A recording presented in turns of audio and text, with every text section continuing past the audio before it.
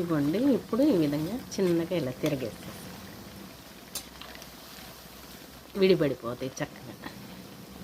వెంటనే కదిపితే ముక్కలు అవుతున్నాయండి.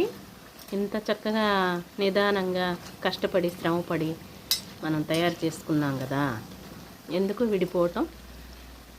చిన్నగా నిదానంగా ఓర్పుతో చేసుకుంటే ప్రాప్తంగా తినవచ్చు కదా. ఏదైనా ఓర్పుకు మించింది లేదండి.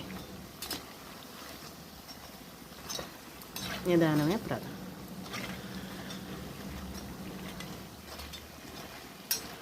ఇప్పుడు విడబడిపోయి చక్కగా ఉడుకుతాయి అన్నమాట.